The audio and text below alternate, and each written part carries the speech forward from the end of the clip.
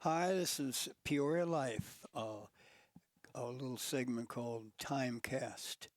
And today we're going to talk about no, not the Cubs. You know, I don't even like baseball. I've been around it all my life, but actually was up 11 o'clock. I'm still up. And Yeah, then what did they do?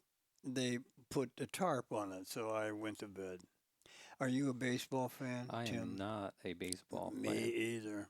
I know, as I said, I played it and had friends who were actually, well, Zach went Yep. all the way to the pros. But I want to talk to Tim Johnson today, and the reason why I actually had about seven people ask about who you were, really, because they are sick of me. So when uh, would tell them, who you were, and then they would see us on Timecast, and they asked me a whole bunch of things about. Are you in a studio? Are you like WMBD? And a lot of things that I probably already asked you before. But Tim, mainly, as you know, I'm only interested in people from Peoria, and I haven't talked to anybody on Timecast from Peoria. Hmm. Strange, isn't it? Yeah. That I wrote 34 years about people connected with Peoria. Right. And where did you grow up and go to high school, I so grew up forth? in a small town northeast of here, about an hour. We actually watched Peoria TV growing up. Oh, A small town called Triumph, Illinois. Triumph. Yep. And it would be in what county? LaSalle. LaSalle. Yeah, we're in the heart of LaSalle. If you look at where 80 and 39 cross, we're in that right Hmm. hand corner right there. And what did your parents do? What did your father do? My dad was a railroad agent for the Chicago Northwestern, and my mother, well, we had foster kids. I can't say she was, Oh, yeah, really? we had up to 80 foster kids growing up from Oh. when I was probably 9 years old through high school. Now that, and I grew up with 13 kids in my Yep. family. Think of that. And you had 80 in your Yeah, we lifetime. had up to eight. We had six of us original. Oh, So, but but your own real brothers and sisters that were numbered six. six. Yep. And it really, I couldn't do this. First of all, I don't like people that much, and to think that Yeah. they come and they go, and I hate him and I like him, and I wish he'd stay and I wish she'd go. I mean, is that those thoughts in your head? Yeah, I You mean, you know? get a little bit of that, but you kind of get used to people coming in and going, and usually if they're leaving, they're either going home or they're going to, a, you know, being adopted or something like that. So, Oh, I mean, this sounds like a little puppy kennel. Is there a relationship? Because I've been around a lot of dogs and kennels and things, and you get attached, and it's just you're only 9 when this starts. yep, yep. Do One do of our first foster kids is still, you know, he graduated from high school and left and went on his own, and he's still part of the family. man, oh man, tell me the year that was. Well, you're making me do math, and I'm not really Absolutely. great with math. So this would have been, well, it's pretty easy. I guess I'm 49, so it was 40 years ago. Now, see, I had no intention of talking to you about that, but that is so intriguing, so different than an ordinary kid that just shows up as his mom and that horrible sister. You know, I had six of them and four brothers. And I just can't see how you did you get along with these people? There was times you're kids. Sometimes you Oh, do, sometimes you don't. and this lasted how long? It would have been, well, my parents, when they were all done, they had raised over, I believe, around 200 children. That is Yeah, astounding to me, and yeah. it needs to be written about, was it? Uh, I, yeah, I think we got in the paper a couple of times, but it's I mean, I just, it stuns me, and I know the people who, have their nice little cozy bedroom, and when they had their one brother, and they had their dog. And here you were constantly. How many people would be in there then at one time, let's say for breakfast? It was always spinning. I mean, there was everybody would be running, and yeah, my Man. my oldest sister is about 12 years old, so you know, she was almost out of college or into college by the time that this age happened. So she was already off Oh, to college. But oh man. we grew up in an old J.C. Penney home I um, know from about that. from the 1800s, Uh-huh. and it was an old doctor's home. And do you know Sears and Roebuck also did the Hmm. very same thing? Yep. That's amazing. How many bedrooms in this house? There were 13 rooms total, and I think 8 of them we converted into bedrooms. So, Wow. Like I said, this has nothing like I had planned, but I right. I know people are intrigued about families and how it all worked. Did you have one of these little girls coming that you like fell in love with her? I they're siblings to me. So, Oh, um, that's very interesting. yep. Yeah. And then where did you go to college? Went to Olivet. I know Um, we all know all about Olivet, don't we? It yep, is a religious college, it is. isn't it? Yep. You know. And did you want to go there? Actually, no. See, that's I great. wanted to go to the Art Institute. Uh-huh. I was heavily into photography and Even arts. then, Yep. well, what did you do in high school? You're kind of small like me. You weren't an athlete, were No, no, you? no, no. Sports was No. not my thing. And were you on the paper or did any journalistic things? I had a teacher that her name was Mrs. Dickey, and she saw I was struggling in school. I just hated school because it just didn't connect. And I would And look upon you as an A student, and I yeah, would have, I thought you would be a nerd.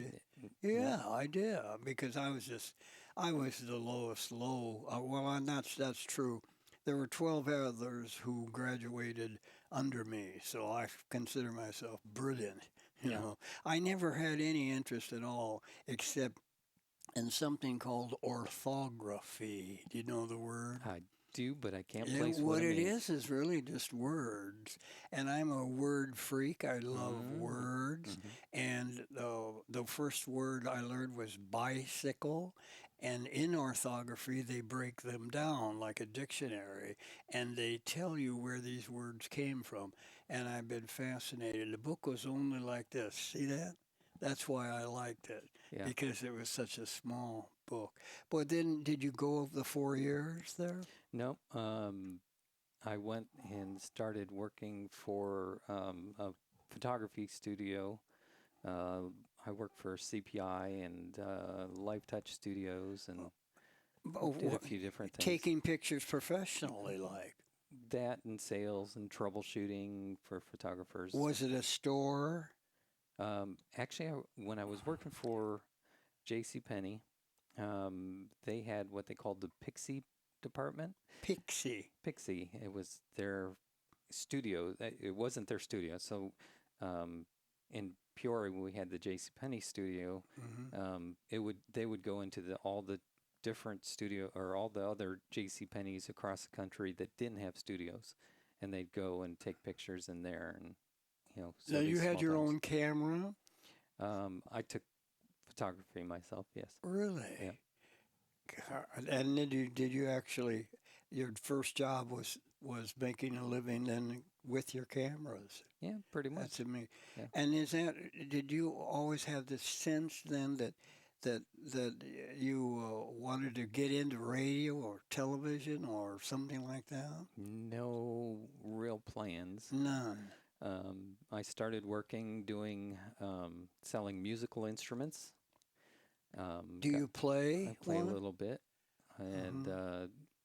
went up to Rockford. When I was up in Rockford, I managed a music store for years, and Really? I came down here working for Don's Music. I know that place. Yep. Do you read music? No.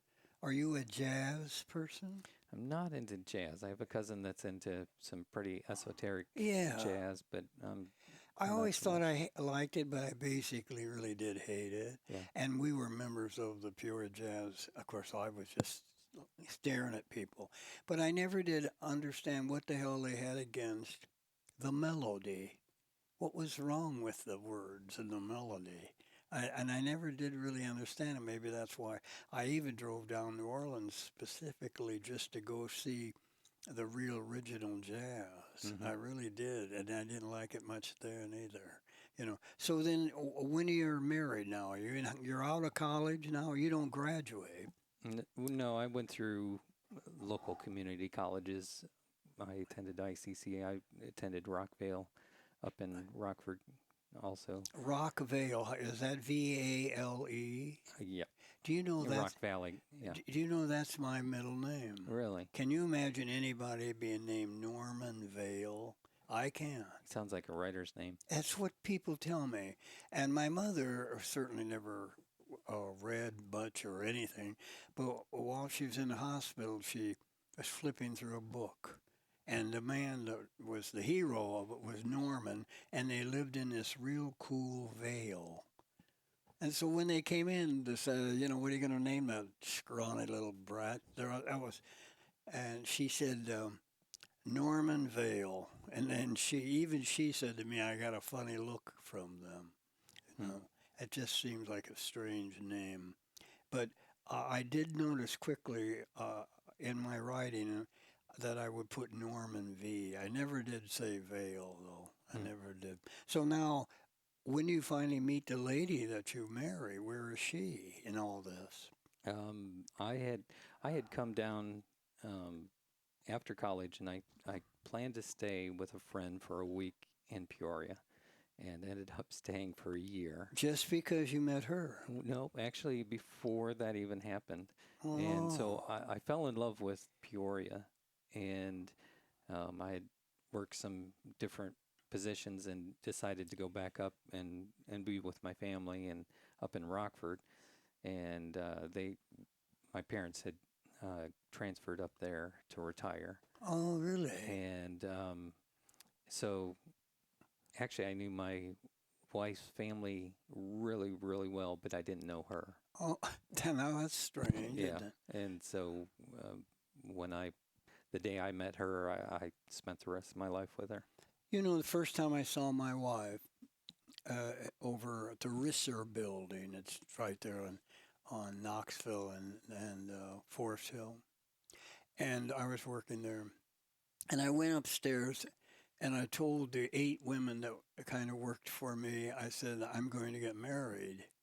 And they said, well, Norm, I didn't know you were going with anybody steady. And I said, well, I just saw her. That's true. And then I found out she was engaged, you know. But because of my good looks and my money, I just won her over, having had none of that. But I did have a convertible, Yeah. and that I think that kind of fascinated her. She would have been much better off to marry the man that she was engaged to because he became a big hot shot at Caterpillar. But she said the one thing that he was a bit boring and I was funny. I Yeah. mean, that's it. That's how I got her anyway. But so how many kids do you have? We have two boys. And I have a boy and a girl. So now, are you here? Are you going to stay in Peoria now? Well, we had looked at moving down here and potentially buying a business, and so when during negotiations, the owner of the business said, "Why don't you come down and manage this store for me?" So, Wow. um, Was that the business you were going to buy? yeah, Oh, yeah, and that didn't quite. The business purchasing the business didn't quite work out, but just because a little bit too much blue sky in it. But sure. yeah, we moved down here, and it's an awesome place. Love Now, Peoria. why? Why? Tell me the year and then I'll tell you what I think of it. Year we moved down Yeah, here, huh? about 99. I have I can't even imagine what you could see that I would like. Really. And being a historian and knowing everything about us, and I am serious about that, from 1828. There are segments, there are periods of history of Peoria. And of course, first of all, the Civil War would have been an incredible place to be, really, if you were here, because we weren't in the war. We were in the booze business, supplying all the poor soldiers, with alcohol. Yeah. And then the so-called 1890s, and then the turn of the century was a crazy place to be. And then, of course, Prohibition, World War I, World War II, and I would place myself, I think Prohibition as a teenager or a young person would have been it would have been beyond belief. You'd have to read what I wrote about us, but I think the great time truly was 1941 when the war broke out, because the men went away. The men went away. 23,110 of them left. And then the young men like us, we were just brats, kids, but we grew up rapidly in during the war. We really did. We saw and heard and grew up. And in Peoria, I think it would have been more fun for anyone that really wanted to be a downtown person, which I always did. I lived out in El Vista, just a little rural little place. Yeah, I've been selling a lot of homes over in that area. Yeah, they're wee houses. Yeah. Wee houses. In fact, I was going to do an article about wee houses, little ones. Have you seen them? They're so cute. Yeah, You know. we call them best houses. Oh, well, I know. You understand there is an actual best home, Hmm. but these were not the best home. They were the worstest home. And I'll tell you exactly what went on. Everybody who built a wee house, a little house, it was at the back of the lot because they were going to build this bigger house up in the front part of the lot. And if you go on Albany Street by Schmager's Park, that's where I grew up. That's most of those homes were back because they all were going to build, just like my dad said, we were going to Mm. build a house. Huh. And that's really what the idea was, that just stay in Elviston long enough to, till you can afford to either build a bigger one or leave. That's what it Yeah. was. So I don't understand your interest in where we are now. What tell me first of all, when life, Peoria Life. Peoria Life, that's an insurance agency in Peoria. Yeah, it was there. Yeah, there's. I actually started out as Peoria Social, Mm. and people saw that and were like, nah, no, no, no, That's no. exactly what I So think. Are you talking communism or what yeah, are you talking yeah, about? but But Peoria Life, you think it's an actual, you know, thing? Peoria Life is a it's thing? the thing you live. The Peoria Life. Personally, I think so. yeah, It's something that because part of you life. because you don't know anything about Peoria Life. I mean, you know what I Everything mean? I've learned from you. Well, I appreciate that, but because I know who we were, and we were different. We were patriotic. We were red-blooded, God-fearing Americans. Really, we Yeah, really were. And I mean, we would fight you or your sister. We didn't care anyone who would say anything against America. And we lived in during the time of the war. We worried about saboteurs. We worried about Japanese bombers coming over. Because we were so stupid. We truly were probably the most naive group of 14 to 20-year-old people that I'd ever could imagine. And I really delved into who they were and knew some of them seriously. And I just can't I keep thinking about the word, it is stupid. It's sad.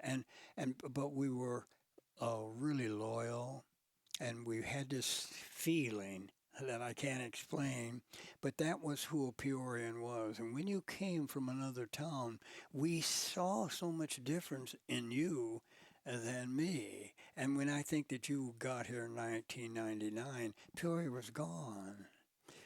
You know. I grew up in this small farm town, Hmm. and then we moved to Rockford, and Rockford is just this huge subdivision. That's what Rockford seems to Hmm. me is there's just endless houses and no real. They have somewhat of a downtown, but not really. No definitive place. It's just Yep. all And my wife and I would almost probably every 2 months or so we'd go downtown Chicago, right downtown Chicago, and just really walk around. Michigan Avenue, walk right. all the lakefront. Um, yeah, we spent quite a bit of time on LSD, Oh, and so we spent a lot of time right there on Lakeshore. Just it's yeah, beautiful. I worked there. I graduated from Bradley in '58, and had to go to Chicago for 3 years because I couldn't find a job. And then all of my only dream was to come back here. yeah, And I was gone, and on the weekends, I would come home. I never spent a weekend in Chicago in my life. I would just come home. I had my girlfriend and my family and everybody here. And when I finally did get the job and came back, um, I didn't really like it. It was different. I'm older, and I didn't really understand what did I see in this town. And yeah, I realized that what really was a handful of guys I ran around with and the fun that we had, and it was all downtown. You know, and I think we're right now in a race to Dunlap. I mean, I think we've been there uh, since when we were here, right? We were heading yeah, north. yep. Now, were you a real estate person then? No, not really. And you're still working in that store? Um, Actually, I had moved from there to designing professional audio uh, s- systems for churches, and we did some work with Caterpillar, and Now, how would you get into that? it's that knowing sound systems and being trained on microphones so I can sell the microphones. And And you were? well, that's from the musical instrument side of things, and Oh, so I did that and just stepped over into the professional audio. man. Fell in love with But that. did you have a technical training period of time where I had you were? quite a bit of technical training, went to some pretty intense training classes, and But it changes, doesn't over the weekend? I mean, don't you? I look around, and where are we? We're downtown on what people call a slab, hmm right? yep. And you're in a business building here. What are the other couple of other We have businesses? we're in the Chamber of Commerce building. The CEO council's here, the EDC, SCORE. There's quite a few But non-for-profits here. they're all scheduled to disappear, Yep, right? we're all going to be moving And do you have an idea where you might go? somewhere in Peoria. Yeah. Yeah. Tell me when you got your real estate license. Um, Most of my family has flipped homes in one way or another, whether they did it for their own person or they. Um, I have a cousin that has flipped hundreds of homes, Hmm. owned a bunch of homes in California when the bottom hit. My daughter did that with two homes right now, and has just put up their big home Yeah. for sale, and worked hard doing that. Yep. Really. And I decided to try and flip one myself. I mean, I had taken my own homes and made them better and sold them for a decent profit. So Wait a minute. With a hammer and a nail, you yes, talking sir. about? Yep. And you're like a carpenter too. Uh, It's astounding to me. except for my dad, they've traced it back, and I think they said it's 10 generations of my family were contractors, carpenters. I look at you. You should be like a chemistry professor. That's how when I first looked at you, and I saw you when I first met you. We were at, at Roger's morning show, right? Yeah. Well, what were you doing there? I was producing the show. I was running the audio equipment. And you owned the equipment, didn't Right, you? right. Well, and you actually were there every time I was there, Yep. right? Or were you like an engineer? Well, I was producing the whole thing for about 3 months. Why? Um, well, Stacy Borho and I had done a show on WMBD, and that that's a. I guess the whole reason that Peoria Life is here is because I'm curious. Uh huh. But um, I'd helped somebody. Lori Feld was doing the finance lady on WMBD, and I started sponsoring her. She was helping me, Oh, and through your business then? through real estate. And I just asked the question to um, somebody I knew at WMBD. I'm like, so what would it be like for me to start a show like that? Not that I really had an intent to do A it, radio a show, radio show but on WMED. on WMBD. And Ah, she called me back 3 weeks later and said, so sorry. I meant to follow up and answer your question. Why don't you come in and talk to me? And so I sat down with her and she goes, tell me about this show or the idea for a show. yeah. And I told her, and she goes, well, um, let's go talk to Scott Robbins, and he's the director here. So I kind of told him what I was thinking about, not thinking about Mm-hmm. really doing a show, just curious about, Yeah. and told him my idea. And he goes, um, well, great. We have an opening in 2 weeks. You want to start? As an employee, As a broadcaster, just not really as an employee, but were you a paid person? nope. And We actually paid a little bit to be on and then what'd you call it? in the neighborhood, and that's on Peoria Life now. Oh, it is. I can see it now. Yep, yep. Yeah. And it's really about real estate. I mean, it really wasn't about real estate. It was about our community. It's about Ah. volunteerism and how do we motivate people to volunteer and make Peoria better. Well, that sounds great. You should have been here way back in the old days. Yeah. You know. So then, is Peoria Life born then? I had started a blog on my website, and everybody said, if you want to be on the search engines, you got to do a blog. And so I created a blog on my website, and it just took me a long time to create, and I like to wordsmith a lot. Oh yeah. So I started doing a blog, and I got a bunch of bloggers and said, I could create this blog, but nobody's going to come to my website to read it. Why don't we blog? And that way, when you write, somebody will come to you and they'll see your article, but they'll also see mine. Yeah. And so we grow together, and And that's and how it that's started. and so I write for them. Why do I write That's for a great them? question. Just to get your information out there because it's what you love to do. Not anymore. Isn't that fun? But I did it for 34 years as Yeah, a writer. And I was really a true crime writer, really, to start it off, yeah. because in our history there was a lot of true crime, and that's how I started. Yeah. But where is this going? Where is Peoria Life headed? What do you want to do? Well, this is the first show of the new year for us because we started the 1st of November. Stacy and I brought the show to Peoria Life November 1st of last year, and it's kind of grown. We're always looking for new broadcasters, but we keep growing different shows that are Well, I coming mean, through. just like I can, what the hell am I doing here? That's I said, wait a minute, I'm a writer. Yeah, I most time in my life people were asking me, but I'm always looking for someone from Peoria, and I wrote a book called "Child of the City," and these are about 86 people that are born, raised, or have a connection with Peoria. And now it's on News and Views, but I really quit writing feature story. yeah. I don't really want to do that anymore. And but is this going like commercial? Where are we really in this? Um, our shows, we generally charge the people that do them just Hmm. because we have to pay for the lights Well, and everything. sure. Um, but most of the people that are doing it are not trying to necessarily sell. We do what we call conversational marketing, Hmm. but it is Brett Beechler.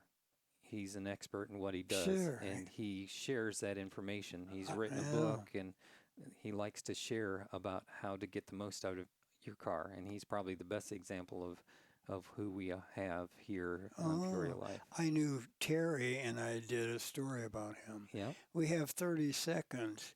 And as far as Peoria Life, are you a podcast? Are you on the air? What are you? We call it wide casting because we broadcast on a couple of radio stations, Oh, and will really? eventually be on cable TV here shortly. It's an amazing thing, seriously, what you've done. I really am fascinated about it, as long as I don't have to do anything. I don't really know exactly where I am, but we're at Peoria Live, and I'll talk to you about a military man next month.